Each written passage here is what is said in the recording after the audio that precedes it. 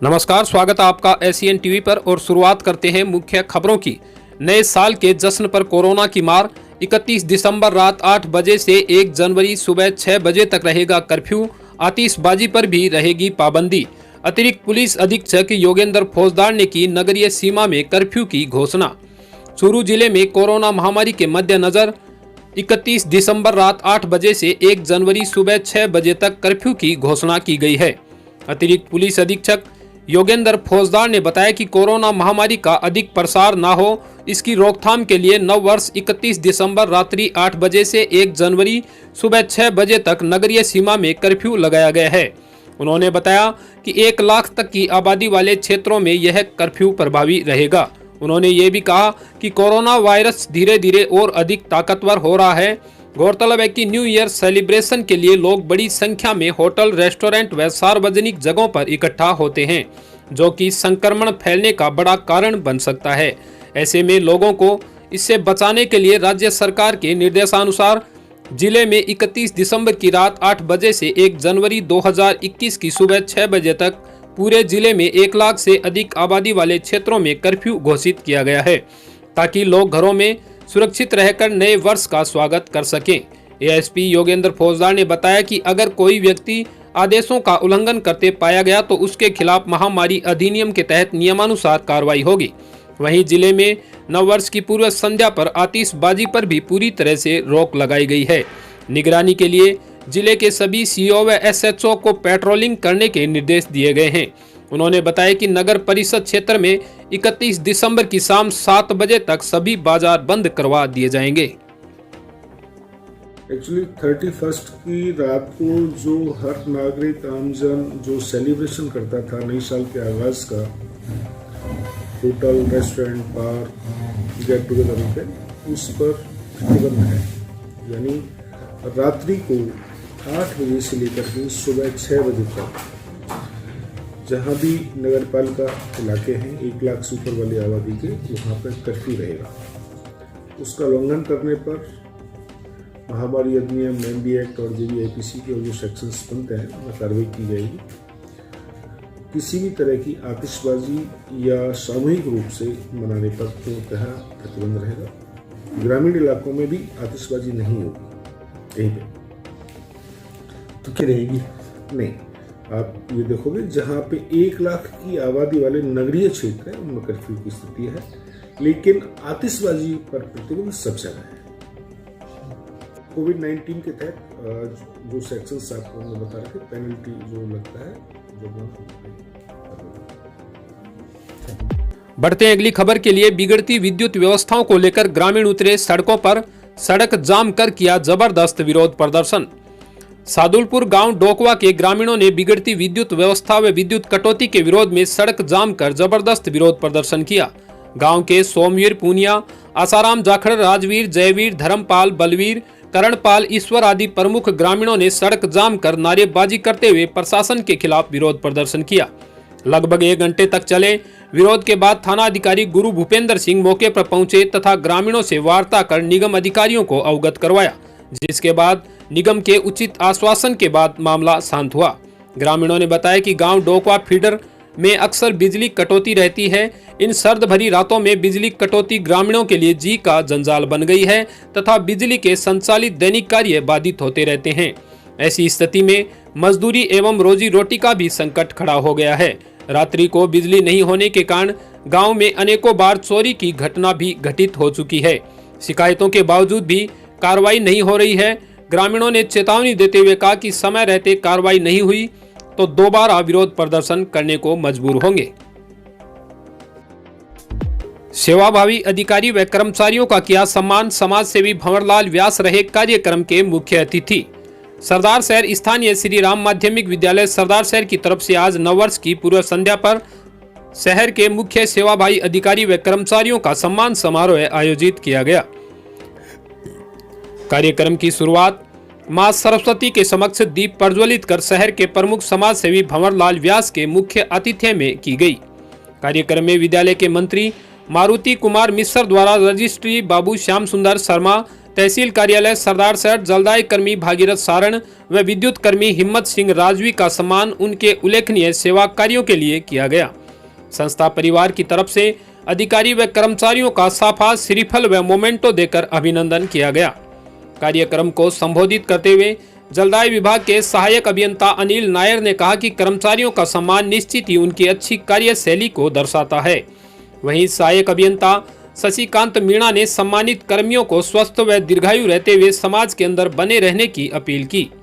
राजासर बीकान के पूर्व उप सरपंच आयदान चारण ने उपरोक्त कर्मियों को बधाई देते हुए सभी के उज्जवल भविष्य की मंगल कामना की। सम्मान समारोह में सभी अधिकारियों व कर्मचारियों ने शहर हित में नए आयाम स्थापित कर आमजन की सेवा करने का विश्वास दिलाया। इस अवसर पर पंडित राजेंद्र प्रसाद शर्मा, भरत दय म्यूजिकल ग्रुप के भरत शर्मा, श्याम सुंदर भार्गव, गंगा सिंह राठौड़, राजकुमार शर्मा, मनोज किशन शर्मा, सत्यनारायण जाट, महावीर प्रसाद मीणा, कानाराम सारण, गोकुल राम गुर्जर, भंवरलाल पारिक आदि कर्मचारी उपस्थित रहे। आए हुए अतिथियों ने संस्था द्वारा चलाए जा रहे दीनदयाल अंत्योदय योजना में आत्मनिर्भर बनाने वाली लड़कियों के शिविर का भी अवलोकन किया। शिविर में मुख्य अतिथि भंवरलाल व्यास ने 5 सिलाई मशीन, आयदान सिंह चारण ने 2 सिलाई मशीन, सुखराम सारण व पन्नालाल शिवर द्वारा 1-1 सिलाई मशीन देने की घोषणा भी की गई। जिसके बाद शिविर प्रबंधक मधु मिश्रा, अंजू शर्मा, बेबी सुथार, प्रीति प्रजापत, सुमन सारण, सुनीता सिंवर सहित अनेक छात्राओं व विद्यालय स्टाफ ने आए हुए अतिथियों का आभार व्यक्त किया। कार्यक्रम का सफल संचालन सुनील मिश्र द्वारा किया गया। कि हमारी संस्था की परंपरा रही है कि जो नेक कार्य करते हैं उनका मान सम्मान होना चाहिए। 3 राज्य कर्मचारी जो प्रमुख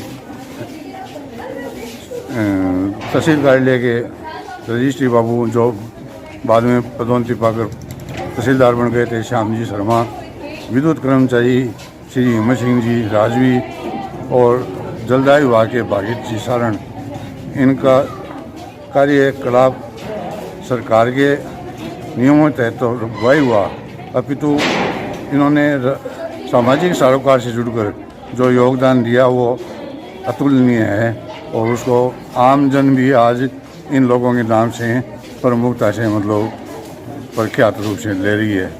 तो हमने इनका मान सम्मान विद्यालय प्रांगण में हमारी जो परंपरा रही है उस हिसाब से किया है। मायड़ भाषा संग्रह समिति ने गोपाल स्वामी के नेतृत्व में उपखंड अधिकारी को सौंपा ज्ञापन। सहायक आचार्य भर्ती में राजस्थानी साहित्य विषय के पद शामिल करने की मांग।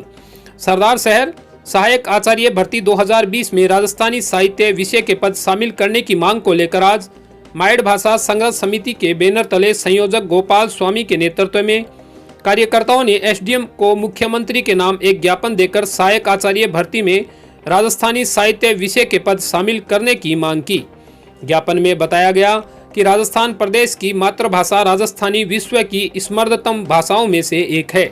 साहित्य के इतिहास के दृष्टिकोण से भी यह भाषा हिंदी की अग्रजा है, परंतु विडंबना है कि निरंतर उपेक्षा की शिकार होकर हाशिए पर धकेली जा रही है। 21 फरवरी 2003 को विधानसभा में राजस्थानी को संविधान की 8वीं अनुसूची में शामिल करवाने बाबत प्रस्ताव पारित हुआ था, परंतु केंद्र का सहयोग नहीं मिलने के कारण अभी तक मान्यता नहीं मिल पाई है। एक विषय के रूप में राजस्थानी साहित्य 1974-75 से उच्च माध्यमिक कक्षाओं और विश्वविद्यालयों में पढ़ाया जा रहा है और 1991 से यूजीसी ने इसे मान्यता देते हुए नेट परीक्षा में भी शामिल किया है। इसके बावजूद हजारों विद्यार्थी प्रत्येक वर्ष इस विषय में स्नातक और स्नातकोत्तर डिग्री हासिल करते हैं, परंतु इस सब के बाद भी इस क्षेत्र में रोजगार के अवसर नगण्य हैं। 1992 के बाद उच्च शिक्षा में इस विषय की भर्ती नहीं आई है। पिछले दिनों आरपीएससी द्वारा जारी सहायक आचार्य भर्ती विज्ञप्ति में भी राजस्थानी साहित्य विषय का एक भी पद नहीं दर्शाया गया है, जिस कारण इस विषय में स्नातकोत्तर डिग्री, नेट और पीएचडी कर चुके हजारों बेरोजगारों को गहरा धक्का लगा है। महाविद्यालय में राजस्थानी साहित्य विषय के पद रिक्त पड़े हैं, जिस कारण स्नातक और स्नातकोत्तर डिग्री कोर्स कर रहे हजारों विद्यार्थियों की पढ़ाई बाधित हो रही है। ज्ञापन में वर्तमान में प्रक्रियाधीन सहायक आचार्य भर्ती में कम से कम 10 पद शामिल कर विद्यार्थियों को राहत प्रदान करने की मांग की है। ज्ञापन देने वालों में संयोजक गोपाल स्वामी, विकास सारस्वत, हेमंत शर्मा, परमेश्वर लाल पारिक, मुखराम सिद्ध, अशोक सहित अनेक कार्यकर्ता शामिल हुए। राजस्थानी भाषा के कॉलेज जो सहायक भर्ती परीक्षा है 2020, उसमें राजस्थानी भाषा की कोई भी जो पद है वो नहीं है, तो पदों को शामिल करने की मांग को लेकर आज उपखंड अधिकारी को माइड भाषा संघर्ष समिति सरदार सर के द्वारा ज्ञापन दिया जा रहा है। भाजपा नेताओं ने धन्यवाद यात्रा के तहत तीसरे दिन भी किया ग्रामीण क्षेत्रों का दौरा। तारानगर भाजपा नेताओं ने आज तीसरे दिन विधानसभा क्षेत्र के गांव जिगसाना ताल, जोरजी काबास, ओजरिया, चंगोई, मिखाला, घासला अगुना, घासला अथुना, रोजाणी, झोथोड़ा, पंडरेऊ ताल, पंडरेऊ टीबा, सुखवासी सहित दर्जन भर गांवों का दौरा कर अभाव अभियोग सुने। गांव में अतिथियों के पधारने पर ग्रामवासियों ने साफा व माला पहनाकर भव्य स्वागत किया। इस मौके पर भाजपा से विधानसभा प्रत्याशी रहे राकेश जांगीड़ ने गहलोत सरकार के 2 साल के शासन को कुशासन बताया और कहा गहलोत की सरकार में आम जन दुखी है। जहां युवा बेरोजगार घूम रहे हैं, वहीं मुख्यमंत्री सत्ता के नशे में चूर हैं। इस मौके पर जिला प्रमुख वंदना आर्य, तिलोकाराम कसवां, रतन सिंह राठौड़ सहित पार्टी के कार्यकर्ता जांगीड़ के साथ मौजूद रहे। भारतीय जनता पार्टी पंचायत चुनाव के बाद और हमारी पूरी टीम के साथ मैं धन्यवाद यात्रा निकाल रहा हूँ विधानसभा के अंदर। इस धन्यवाद यात्रा में पता चला कि गाँव में इतनी भयंकर पानी और बिजली की समस्या है, लोग त्राईमान कर रहे हैं और 2 साल के इस कुशासन से जनता त्रस्त है और जनता आने वाले विधानसभा चुनाव में इसका शानदार तरीके से जवाब देने के लिए तैयार है। इसी के साथ मैं मुन्नालाल राव, आप बने रहिए एशियन टीवी में। धन्यवाद। फसल में सभी पोषक तत्वों की